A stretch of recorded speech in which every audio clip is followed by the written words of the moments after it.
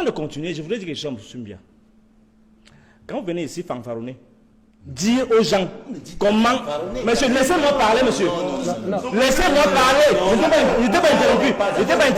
Je maintiens mon mot. Quand vous venez ici... Tu m'empêches de parler. Mais je vais t'empêcher de parler pareillement. Parce que moi, je n'en ai qu'une. J'ai la liberté de dire ça. Il faut le laisser. Il va dire pourquoi il le dit. Un peu de parole, quand même. Nous avons un devoir. Bonsoir, mes sangas. Bon, parlez alors. Prenez votre parole et vous continuez. Qui vous donne le droit de dire aux gens ce qu'ils doivent dire?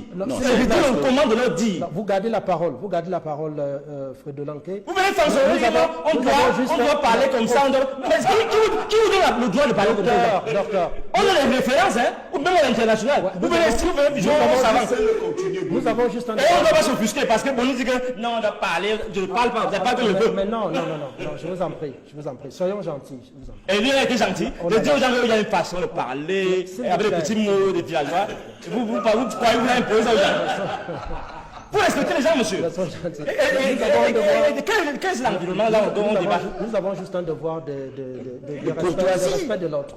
De respect de l'autre et de bienséance.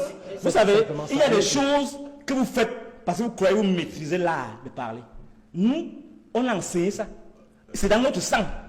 Donc, vous tournez le langage là, vous tournez le langage, monsieur Zoko, donnez d'abord le montant qu'on a volé chez vous. Vous le volez dans la République. Donnez le montant qu'on a volé chez vous. Vous enfermez l'enfant le puits. Qui vous dit même que vous avez le droit de garder autant d'argent chez vous? Vous venez faire la morale aux gens. Vous êtes professeur d'université. C'est vous qui trahissez. Vous devenez en quelque sorte une sorte de vampire pour le peuple. Moi, je regarde même de votre... C'est condamnable du point de vue de l'éthique universitaire. Ces appels incessants, ces appels incessants sont un crime par rapport au principe qui gouverne l'université. Je m'explique. Vous savez, notre office en tant qu'universitaire, c'est en quelque sorte disposer l'esprit de l'étudiant à créer, à inventer. Donc l'université est en fait le creuset de l'éveil des consciences. L'expérience que nous avons eue avec le discours que nous avons suivi au départ dans votre reportage, l'école aux écoliers, la politique aux politiciens, c'est une insulte au bon sens. Supposons que celui qui en parle, c'est un président de la République, peut-être de ce côté-là, je vais réduire, je vais diluer un peu mon propos en disant que c'est juste une contradiction. Mais au fait, c'est une insulte au bon sens. Parce qu'une jeunesse dépolitisée, c'est un danger pour la société. Donc je suis d'accord qu'on dise qu'il faut interagir en tant que porteur, en tant que lanterne, en tant que boussole. Parce que l'université a ceci de particulier, qu'il oriente. En fait, on vit une articulation entre le politique, c'est-à-dire que tout ce qui se rapporte à l'exercice du pouvoir, et la production du savoir. Pour produire du savoir, il faut aller considérer comment fonctionne la société.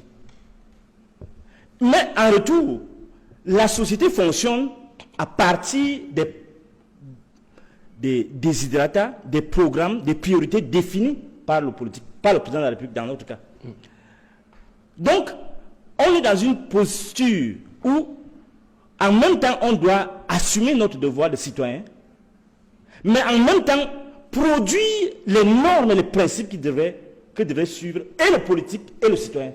C'est-à-dire en même temps, nous sommes donc en fait en danger vis-à-vis de nous-mêmes. Lorsque on engage les universitaires,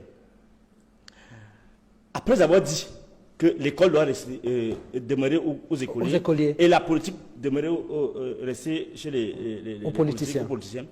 Mais on voit tous les jours notre patron, notre grand patron, contre qui je n'ai plus d'animosité, il faut préciser.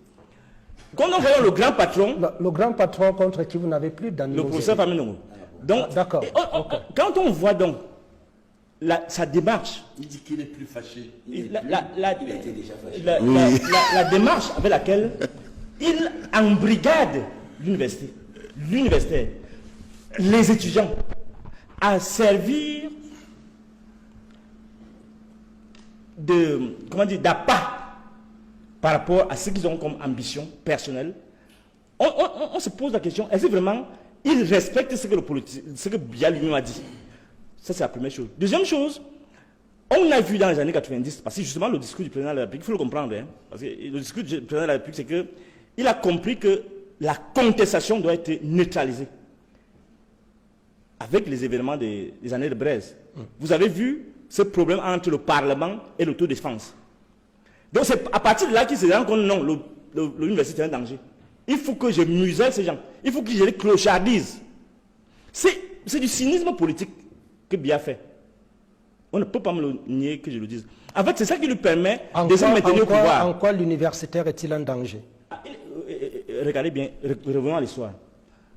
Partons d'abord d'ailleurs. Vous savez que les grandes mutations de ce monde au XXe siècle, notamment après la révolution culturelle, la révolution, là je vais en Chine, c'était la Chine, c'était l'Iran, au moins pour les deux cas. En Chine, la contestation des étudiants et des enseignants, des libres penseurs, a abouti, avec les événements de Tiananmen, à la refonte du système. Même si la révolution initiée par les étudiants a échoué, mais en fait, ça a permis que le pouvoir se consolide avec les enseignements retenus de ces événements tragiques. Donc, la politique, au cœur de la politique, au cœur des mutations politiques internationales, il y a l'apport, le rôle déterminant de l'université. On va prendre l'exemple de l'Iran. L'Iran qui est une grande puissance maintenant, et dont a peur même l'Israël. La révolution islamique de l'Ayatollah Khomeini est le produit de la révolte estudiantine contre le Shah. Est parti des campus. Est parti des campus. Et si on va m'ajouter un dernier exemple en Côte d'Ivoire. Vous savez pourquoi Ouattara vient de suspendre il a aboli les syndicats. Parce qu'en Côte d'Ivoire, la jeunesse vit de cette politisation. Avec la FESI, vous avez des années où ils ont été au cœur de l'événement. Au Sénégal, c'est pareil.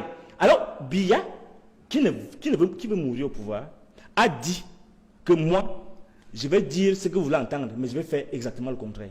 Donc, il est inadmissible, à mon sens. C'est une trahison des principes des franchises universitaires que des individus, pour les besoins de la pensée, pour les besoins du rayonnement personnel, pour des besoins de flatter, de flagorner, de l'arbinisme, se décident, se déterminent à ne jouer que le rôle de mendiant, à ne jouer que le rôle de vil serviteur d'un prince inexistant.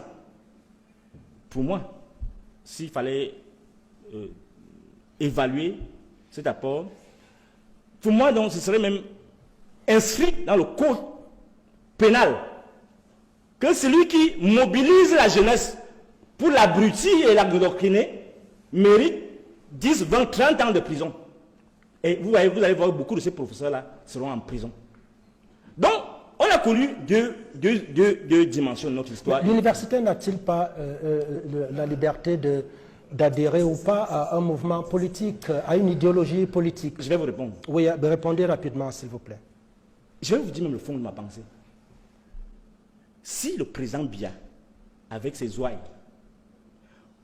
pouvait même développer ce pays, moi je dirais même qu'il devrait servir, l'université devrait être à leur disposition pour conduire ces mutations. Une université qui est déjà dans cet état dans lequel nous sommes, délabré. Un pays qui est dans cet état, délabré. Un avenir qui est aussi absent. De quel droit le politique peut se permettre de se saisir, de porter, de neutraliser toute vérité d'émancipation intellectuelle à travers la mise en place d'un système qui refuse l'autonomisation des universitaires. Parce que ce que nous voyons là, tout part à la présidence. Tout se décide à la présidence.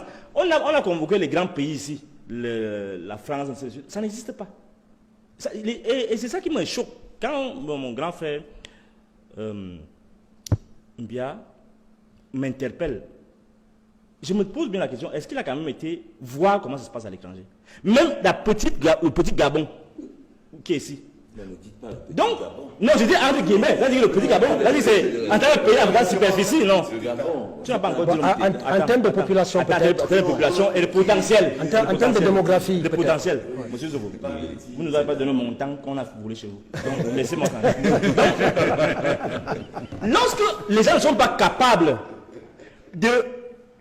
d'incarner ce qu'ils ont produit comme rêve pour les Camerounais. Quand le président de la République, je me souviens, quand le président de la République a pris le pouvoir, j'étais tout petit, 6 ans ou 7 ans, j'étais dans le Auchan avec mon grand frère, qui avait la radio, scotché pour suivre les éléments de Yaoundé.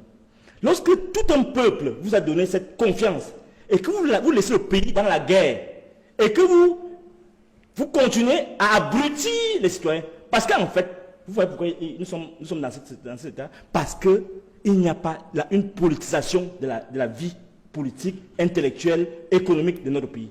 Donc il est pour moi offensant de m'interpeller. Vous voyez comment ça se passe en France. Vous pouvez pas, moi j'étais au Canada, j'étais en Belgique. Bon, on va dire que c'est les grandes références. Mais il y a un minimum quand on veut faire, au lieu de venir nous servir une sorte d'évangile de pourrissement qui doit s'imposer, qu'on veut imposer à tout le monde. Moi je me dis donc, votre affaire d'appel, je ne sais pas quoi, République, et vous traversez les mots, parce que c'est sûr que vous ne savez pas les utiliser. C'est quoi la République dans vos choses, dans votre marchandage là?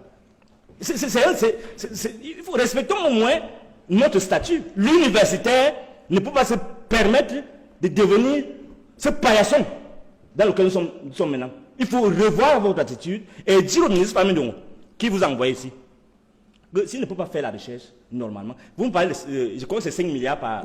5 milliards par... Attends, c'est 5 milliards par trimestre qu'on doit payer. Et ça 17 milliards, pas 5, c'est 17 milliards de primes trimestrielles pour les 6813 enseignants des universités. C'est ce que vous voulez. Mais c'est pas comme ça qu'on organise la recherche. Ça, c'est comme les suppléments, les compléments salariaux. Ça n'a rien à voir avec ce qu'on appelle la recherche. Il faut arrêter votre manipulation, monsieur. Bon, je voudrais que je gagne en temps. Toi, tu veux parler. Moi, ça, si je veux pas, tu prends ma parole, je parle. Je voudrais dire, mais je veux aussi, après avoir dit cela, qui sera respecté, je reviens peut-être en juillet, août, je voudrais dire quelque chose de fondamental. Monsieur Bonnet, Philippe, vous nous manquez. Lorsque... Vous nous manquez. Je sais. Mais, bon, je voudrais dire, parce que nous connaissons un peu, nous sommes dans une démarche spéciale. La question de l'université implique ses fonctionnalités, les enjeux de la société et l'ambition que portent les dirigeants. Donc on ne peut pas parler de la politisation, de la question de la politisation, sans faire le procès de l'université. C'est imbriqué. Donc, je voulais d'abord faire cela. Parce que la question qu'on observe, c'est que, certes, on a dit que l'université devait être politisée, mais ce qu'on vit, c'est la politisation à l'envers. Ça veut dire quoi? Ça veut dire qu'il y a une sorte de péché ou de maux ou de maladies qui minent l'université et qui font soit prospérer la fausse politique, soit empêcher que la politique, la bonne, la vraie, où on forge les cerveaux, où on dynamise la conscience, où on densifie l'intelligence des étudiants, soit mise en œuvre. En ce sens, les grands dangers de l'université actuellement, c'est ça, ce communautarisme. Le communautarisme existe. Vous savez, il y a des universités où on ne nomme que les originaires de cet endroit. Ça veut dire qu'on dépolitise l'université. Il y a des endroits où il a parlé de ces histoires de sodomie, ces histoires de sectarisme, de caporalisme, de satanisme. Tout cela participe de la politisation de l'université à l'envers. Avant de continuer, je voudrais dire quelque chose, M. Mbia. Quand vous venez ici fanfaronner, dire aux gens comment... Monsieur, laissez-moi parler, monsieur. Laissez-moi parler. Je n'étais pas interrompu. Je maintiens mon mot. Quand vous venez ici... Mais nous avons... Tu m'empêches de parler. Non, mais ne dites Mais je vais t'empêcher de parler pareillement. Parce que mais c'est moi, je n'en ai qu'une. vous avez la liberté de dire Mais nous avons... Il faut le laisser. Il va dire pourquoi il le dit. Ouais, On a fait un cours de parole quand même. nous avons un devoir. François Messanga. Bon, parlez alors. Prenez votre parole et vous continuez. Qui vous donne le droit de dire aux gens ce qu'ils doivent dire? C'est vous donne le commande de leur dire. Vous gardez la parole. Vous gardez la parole, Frédolanquet. Vous venez censurer, on doit parler comme ça. Mais qui vous donne le droit de parler comme ça? Docteur. On a les références, hein, ou même à l'international. Vous venez si vous venez jouer au savant. Nous avons juste un Et on ne doit pas s'offusquer parce que on nous dit que non, on doit parler, je ne parle pas, vous n'avez pas que le peuple. Mais non, je vous en prie, soyons gentils. Et lui, il a été gentil. De dire aux gens qu'il y a une façon de parler, avec des petits mots, des villageois. Vous croyez que vous avez imposé aux gens. Vous respectez les gens, monsieur. Quel est l'environnement là où on débat? Nous avons juste un devoir de respect de l'autre. De respect de l'autre et de bienséance. Vous savez, il y a des choses que vous faites parce que vous croyez vous maîtriser l'art de parler. Nous, on a enseigné ça. C'est dans notre sang. Donc, vous tournez le langage là, vous tournez le langage, bah, monsieur Zoro, donnez d'abord le montant qu'on a volé chez vous. Vous les volez là, donnez le montant qu'on a volé chez vous. Vous enfermez l'enfant le puits. Qui vous dit même que vous avez le droit de garder autant d'argent chez vous? Vous venez faire la morale aux gens. Vous êtes professeur d'université, c'est vous qui créez. Vous devenez en quelque sorte une sorte de vampire pour le peuple. Moi, je doute même de votre profil. Hein. Bon, alors, je voudrais... Je doute de votre profil. Ça va vous gêner. Ça va vous gêner. Mais non, personne, c'est pas aujourd'hui qu'on connaît Frédolanquet. Non, j'ai dit je doute. Mais il a un parcours, il a une trajectoire. Il a une trajectoire connue. Je ne sais pas comment. Je vous demande juste d'être courtois. Toute votre stratégie là, c'est pour embrouiller mon discours. Je vais le tenir. Allez-y, docteur. Et si vous ne voulez pas me parler, quand vous n'allez pas la parole, je vais vous empêcher de parler. Restons simplement courtois. Je vous dis à l'endroit de M. Mbia et à l'endroit. Non, je ne parlerai plus. Moi, je ne même parlerai si je suis comme je suis, vous savez que vous avez obligation de m'écouter. Oh, oui, obligation parce que je vous fais pareil avec vous. c'est pas sûr. On y va, docteur. Bon, ils ont pris beaucoup de temps. Je ne sais pas comment vous faites vous pour mentir à haute voix. Et pour dire aux gens que nous devons faire ce que le président doit faire. Non, monsieur Mbia. On doit faire le contraire de ce qu'il veut parce qu'il n'a pas fait ce qu'il devait faire. Et parce qu'il a trahi et l'université et le peuple camerounais. Je m'explique. Lorsque un monsieur arrive au pouvoir, 82, bon, le président Idjo lui dit quelques temps après d'aller le représenter pour, juste avant cela, le représenter pour le conseil de l'enseignement supérieur de la recherche scientifique et technique. Et c'est sa dernière fois qu'il a assisté à cela. Depuis 43 ans, il n'y a pas de conseil de l'enseignement supérieur de la recherche scientifique et technique. C'est un crime. Et on me dit ici, on doit faire ce que le président dit. De quel droit? Vous voulez caporaliser les gens jusqu'à quel niveau? Et vous devez, il y a une façon que vous devez parler. Lorsqu'il y a un manque devant vous, et on doit se taire, ou bien on doit rentrer dans la coquille. Je vous rappelle, M. Mbia, qu'il y a 2 conditions pour être universitaire dans les normes. Être savant. Professeur Mbia. Monsieur Mbia, vous étiquez là-bas, je m'en fous de ça. Oui. Il y a une C'est pour ça dimanche. que je doutais de votre profil d'université. Donc c'est parce qu'on vous appelle professeur que vous êtes autre chose. Mais ça vous enlève quoi? Il est Vous professeur. ne pouvez pas copier les chez les autres. Ils ont besoin de dire docteur, professeur, tout ça là.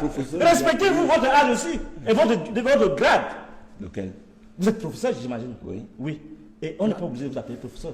On peut vous dire monsieur Zoro. Non, ne le discréez pas. Laissez-le aller. Non, vraiment, la petite distraction ne va pas fonctionner. Vous êtes ligué contre moi et vous allez avoir ce que vous devez avoir. Et je dis donc, l'universitaire, en principe, c'est d'abord un savant, savoir savant. Mais aussi quelqu'un qui est engagé à créer des convictions. Parce que dès la base, l'université ne forme pas des béni-oui. L'université forme des esprits dissidents. Pour faire de la recherche, il faut être dissident. Il faut prendre un chemin de traverse pour découvrir. Ce qui tue dans ce pays, c'est cela. Parce qu'il y a une sorte d'inversion où les gens les plus dociles sont propulsés. Parce que parfois, ce sont les gens les moins capés au niveau de la pensée critique. Et c'est le système qui a voulu cela comme tel. Parce que ça. Un pays. Einstein disait qu'inventer, c'est penser à côté. Oui, à côté. Pas ce que L'université est devenue le fardeau Parce que le professeur Messanga pense devenu que c'est les un dissidents qui fardeau sont pour ce promus. pays, un fardeau pour la société, une malédiction pour cette nation. Oui, Parce que ce que- sont les dissidents qui sont promus. C'est ce que le professeur Messanga a dit. Non, non, mais On va laissez-moi voir ce en son temps place. de parole, s'il vous plaît. L'université est devenue un anti-modèle. Voilà les anti-modèles tout le monde. Des gens dont les seules références, c'est le titre, c'est le grade. Et c'est eux donc qui sont les vecteurs du désordre, les vecteurs de l'asservissement dans la société. La question fondamentale qu'on doit se poser, là maintenant, comment faire que l'université devienne le vecteur de notre accomplissement? Fondamentalement, comment les universités peuvent-ils travailler au progrès de notre pays et de l'humanité si l'université est ainsi détruite? Vous savez, voici un livre. Je remercie le docteur Moussi qui m'accompagne, Abel, qui m'a apporté un beau petit livre, Henri Michel, La barbarie. L'université actuelle est entre la barbarie et la destruction. Barbarie et destruction. Entre les deux binômes, barbarie et répression. Barbarie et destruction. C'est ça. Parce que dans un monde qui a un tel taux de banditisme, même le banditisme intellectuel, parce que ce qu'on fait là, ce n'est pas les intellectuels, ce n'est pas des universitaires normaux, c'est des bandits.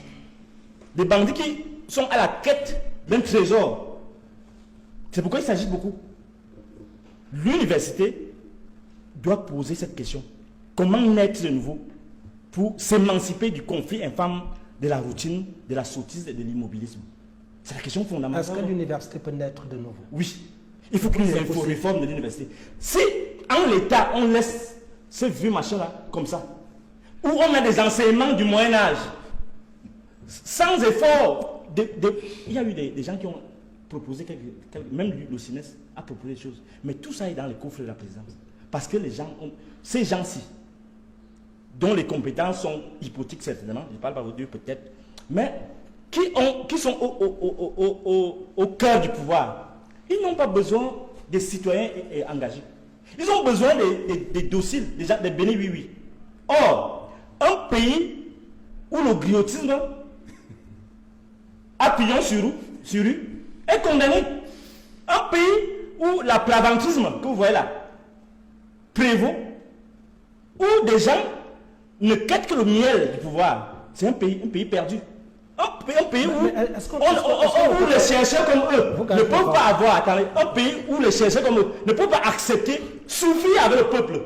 C'est départir de tous ces petits carburants, tout ça. Qu'est-ce que ça veut devenir? C'est pourquoi il parle de politisation à l'envers. Mais est-ce qu'avoir des convictions favorables au régime, c'est de l'aplaventrisme, c'est du cirage de pompe forcément? Non. On a connu des gens qui avaient de la retenue, de la tenue, de la distance. Ce que nous critiquons, c'est que les gens qui veulent embarquer tout le monde dans le griotisme, dans le larbinisme, ça pose problème. Et c'est ça ce que j'appelle la politique à l'envers. La politique n'est pas ce qui promeuvent là, ce verbiage-là, creux. Non, l'autre a dit comme ça, l'autre a dit comme ça. L'universitaire n'est pas un réciteur. L'université, c'est un penseur. Et malheureusement, là maintenant, l'université est en panne de pensée critique. Pourquoi? Parce que eux, qui sont supposés ouvrir le cerveau des enfants, les abrutissent. Comme il dit là, il y a une façon de parler, il y a une façon de se tenir. C'est pas ça l'université. L'université brise la barrière pour découvrir l'or qui se cache sous terre. Ça pose un problème. Quelle est la responsabilité des universitaires aujourd'hui dans ce que nous vivons? Ils ont une lourde responsabilité. Parce que ce qu'ils ne peuvent pas faire, c'est permettre qu'il y ait une réforme de l'université, justement.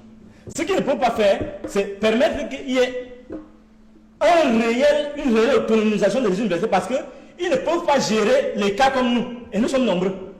Les gars qui ont l'esprit affûté, les gars qui ont de la créativité, ils doivent soit les soumettre par la secte, soit les soumettre par le mysticisme, soit les soumettre par la peur. Et notre devoir, chers collègues, c'est sortir de cela, naître de nouveau. Naître de nouveau parce que ce n'est pas seulement Biya qui va le faire. Parce que si ça ne dépendait même que ces gens-là, même Biya là, il a dit, le Biaïs, mon neveu Moussanga, Parfois, Biya est dépassé. Et je vous dis, par rapport à cela, que tous les maux de la société, ce n'est pas parce que Biya ne veut pas faire quelque chose. Parce qu'au cœur de la chose, il y a des individus qui ont beaucoup de pouvoir, qui empêchent la réalisation de ces choses-là. Qu'est-ce qui peut justifier Voilà un biaïste, finalement. qu'en 43 ans, tous les ministres successifs n'ont pas pu convaincre le président de la République que la question de la réforme de l'université, la question de la réforme de l'école est indispensable à l'émergence de ce pays. Ça pose problème parce que lorsque nous voyons des gens comme Jean-Paul Biya venir ici réciter les auteurs, or ce sont les décideurs du ministère, on comprend que même quand Biya dit « je lui écris », il répond que faites une enquête par rapport à ce cas, il s'assoit sur le dossier. Il s'assoit sur le dossier. Il s'assoit sur le dossier pourquoi? Parce que ils disent que si je rentre à l'université là-bas, je vais pervertir la jeunesse. C'est-à-dire quoi? Je vais ouvrir les yeux aux gens pour qu'ils voient leur petit complot. Vous n'êtes pas à l'université? Je ne suis pas là pour répondre à vos questions. J'ai toujours reçu M. Nkei. J'ai toujours reçu M. Nkei. En 20 ans, j'ai toujours reçu M. Nkei, qui est un frère et ami et collègue. Toujours reçu. Qu'est-ce qu'il vient de saluer? Ça veut dire que tu m'as reçu. Tu parles. Vous allez organiser les réformes de l'université quand vous... Donc, moi, rencontrer, c'est un problème. C'est un événement. M. Nkei. Non, on a toujours changé sur notamment les questions liées à cette évolution de l'université. On a toujours abordé ça. On a toujours M. Nkei. On a parlé des choses des villageois. On n'a pas parlé des choses qui peuvent éduquer l'esprit. Non. Je ne sais pas comment l'intellectuel, comment l'université, comment un villageois qui va rencontrer l'autre, c'est tout. Bon, moi, vous ne voulez pas dire que je suis villageois. Donc, ce que je veux dire, c'est quoi? C'est qu'il faut qu'on se ressaisisse. Il faut qu'on se ressaisisse. Fondamentalement, le président de la République a la responsabilité d'écouter et de faire prévaloir les lois que lui-même a édictées. Comment récemment ils ont créé la nouvelle loi d'orientation, je ne sais pas quoi. Non, jusqu'à présent, on n'a pas signé le décret d'application. Vous voulez que ça fonctionne comment? Mais ce pays, comment ce pays peut se développer lorsque l'instrument qu'on appelle le Conseil d'enseignement supérieur et de la recherche scientifique, qui agrège tous les projets qui devraient conduire avec tous les représentants de tous les ministères, de la présidente, du premier ministère, tous les ministères régaliens, pour s'asseoir et pour créer des pistes, pour créer une vision de l'avenir, ça ne se tient pas pendant 43 ans. Ça pose un problème, monsieur. D'accord. Donc, nous ne sommes pas ici, vous avez parlé de l'arménisme, de l'arménisme et tout ça. Non, monsieur Nkei. Ils ont dit que les gros mots, l'arménisme, tout ça. Moi, je prends l'adepte des gros mots. Mais c'est les trucs élémentaires. Si vous croyez que c'est les gros mots, pour moi, c'est les bayabas. Non, mais dire à quelqu'un qu'il est larbin, ce n'est pas non plus un gros mot. Bon, et si c'est la vérité, il fait comment? Non, j'ai dit c'est pas non plus un gros mot. Non, tu vois, si c'est la vérité, il est larbin, je fais comment? Mais j'ai dit c'est pas un gros mot, c'est même pas un gros mot, c'est un qualificatif, on dirait normal. Monsieur Boni, Non, je donne d'abord la parole au professeur Messanga.